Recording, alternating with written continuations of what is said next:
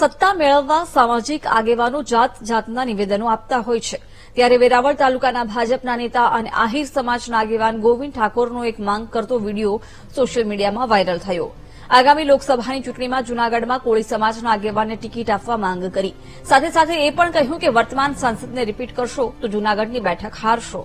હાલમાં જ ભાજપના 2 ઉમેદવારોએ પોતાની ચૂંટણી લડવાની અનિચ્છા દર્શાવી, ત્યારે હવે સામાજિક આગેવાનો પણ અવનવા નિવેદનો આપીને નવી ચર્ચાઓ ઉભી કરે છે. હવે જોવાનું એ રહેશે કે સામાજિક આગેવાનોની વાત ભાજપ માનશે કે પછી ભાજપ કોઈક બીજો જ રસ્તો કાઢશે.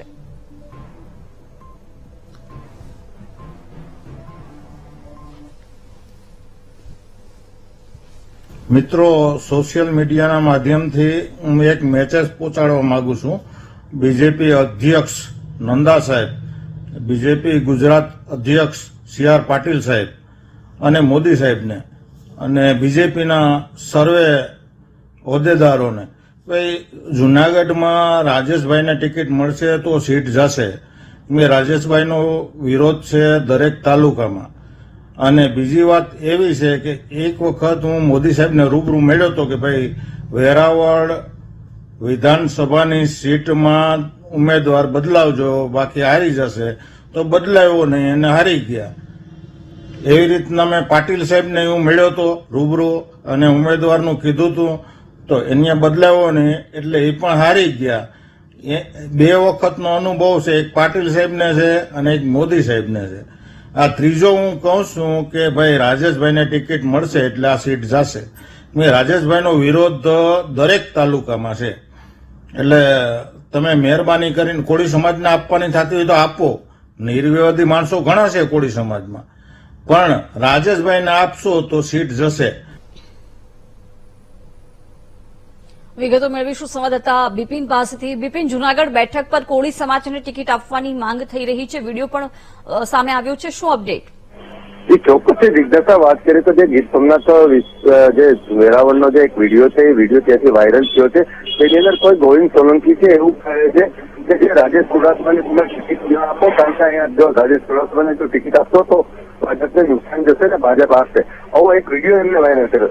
વાત કરીએ જિજ્ઞાસા, આ જે જ્ઞાતિ ફેક્ટર જે હાલ અત્યારે જે ટિકિટ માટેની જે ચાલી રહ્યું છે તેમાં ક્યાંક ને ક્યાંક રાજેશ ચુડાસમાને લિમિટ કરવાની વાત હોય તેવો આ વિડીયો વાયરલ થયો છે. જી બિલકુલ, રાજેશ ચુડાસમાનો અહીં વિરોધ થઈ રહ્યો છે. કોળી સમાજની સાથે સાથે લોહાણા સમાજમાંથી કોઈને ટિકિટ આપવામાં આવે એવી પણ માંગ થઈ રહી છે. જે ચોક્કસની વાત કરીએ તો હાલ અત્યારે આ જે ગીર સોમનાથની અને જે જૂનાગઢ જિલ્લાની જે આ જે જૂનાગઢની જે બેઠક છે એ બેઠક ઉપર કોળી સમાજનું પ્રભુત્વ છે અને કોળી સમાજના મતદારો છે 2 લાખથી 3 લાખ જેટલા મતદારો આ બેઠક ઉપર છે. ત્યારે વાત કરીએ તો ક્યાંક ને ક્યાંક કોળી સમાજની અંદરથી પણ ક્યાંક ને ક્યાંક જે વિરોધનો સૂર હોય તેવો સૂર ઉઠી રહ્યો છે. બિલકુલ બિપિન, આભાર જાણકારી આપવા બદલ. તો આહિર સમાજના આગેવાન ગોવિંદ સોલંકીનો આ વિડીયો સામે આવ્યો, જેમાં તેઓ કહી રહ્યા છે કે જો વર્તમાન સાંસદ રાજેશ ચુડાસમાને રિપીટ કરશો તો હારશો. મહત્વનું છે કે આ બેઠક પર ભારતીય જનતા પાર્ટી રાજેશ ચુડાસમાને રિપીટ કરે એવી શક્યતાઓ છે, જેને લઈને હાલ તો આ વિડીયો અત્યારે સામે આવી રહ્યો છે. વિડીયો પરથી એવું સ્પષ્ટ થઈ રહ્યું છે કે રાજેશ ચુડાસમાનો અહીં વિરોધ થઈ રહ્યો છે. જૂનાગઢ બેઠક પર કોળી સમાજને ટિકિટ આપવાની માંગ સાથે આ સિવાય લોહાણા સમાજનું પણ આ બેઠક પર સારું એવું પ્રભુત્વ છે, ત્યારે લોહાણા સમાજ તરફથી પણ એમનામાંથી કોઈને ટિકિટ આપવામાં આવે એવી માંગ અગાઉ થઈ હતી. અને હવે આહિર સમાજના આગેવાન ગોવિંદ સોલંકીનો વિડીયો વાયરલ થઈ રહ્યો છે, જેમાં તેઓ કહી રહ્યા છે કે વર્તમાન સાંસદ રાજેશ ચુડાસમાને ટિકિટ આપશો તો હારશો. એટલે કોળી સમાજના દાવેદારને ટિકિટ આપવાની એમને માંગ કરી છે. ત્યારે હવે ભારતીય જનતા પાર્ટી અહીં કોને ટિકિટ આપે છે એ પણ જોવાનું રહેશે.